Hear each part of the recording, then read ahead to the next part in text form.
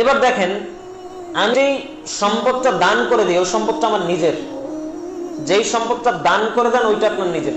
কিভাবে দেখেন, আল্লাহ রাসূল বলছেন, ইবনে মাসউদ, আব্দুল্লাহ ইবনে মাসউদ রাদিয়াল্লাহু তাআলা থেকে বর্ণিত, রাসূল সাল্লাল্লাহু আলাইহি সাল্লাম লোকদের প্রশ্ন করলেন, রাসূল সাল্লাল্লাহু আলাইহি সাল্লাম লোকদেরকে প্রশ্ন করলেন যে আইয়ুকুম মালু ওয়ারিসিহি আহাব্বু ইলাইহি মিন মালি, যে হে লোক সকল, তোমাদের মধ্যে এমন কি কোনো ব্যক্তি আছে যে নিজের সম্পদের থেকে ওয়ারিসের সম্পদকে পছন্দ করে? কথা বুঝেন নাই? আল্লাহ রাসূল জিজ্ঞেস করতেছে লোকের সামনে এসে যে তোমাদের মধ্যে কোন ব্যক্তি আছে যে নিজের সম্পদ বাদ দিয়ে আরেকজনের সম্পদটা পছন্দ করে, ওইটাকে পাহারা দিয়ে রাখে। ওয়ারিসের সম্পদ কোনটা? আপনি মারা যাওয়ার পর আপনার ওয়ারিস যেটা পাবে।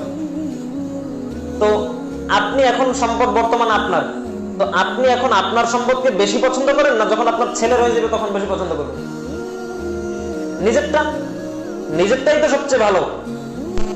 তো আল্লাহ তখন লোকজন বলতেছে, সাহাবায়ে কেরাম বলতেছে, ইয়া রাসূলুল্লাহ মা মিন্না আহাদান ইল্লা মালুহু আহাব্বু ইলাইহি, আমাদের মধ্যে এমন কোন লোক নাই যে নিজের সম্পদকে পছন্দ করে না, সবাই নিজের সম্পদকে পছন্দ করে। তখন আল্লাহ রাসূল বলছেন, শোনো, ফা ইন্না মালুহু মা কদ্দাম, যেই অর্থটা তুমি দান করে দিছো, যেইটা তুমি আগে পাঠিয়ে দিছো, জীবিত থাকতে যেটা তুমি পাঠিয়ে দিছো ওইটা হচ্ছে তোমার সম্পদ। ওয়া মালি ওয়ারিসিহি মা আখার, আর যেই সম্পদটা এখন তোমার কাছে আছে ওইটা তোমার ওয়ারিসের সম্পদ, যেটা পাঠিয়ে দিছো ওইটা তোমার সম্পদ। আল্লাহ রাসূলের কথা। হাদিসটা সহিহ বুখারীর 6442 নম্বর হাদিস। আল্লাহ রাসূল বলছেন, যেই টাকাটা, যেই অর্থটা, যেই সাদাকাটা তুমি পাঠিয়ে দিয়েছো, অলরেডি দান করে দিছো, সেইটা শুধুমাত্র তোমার।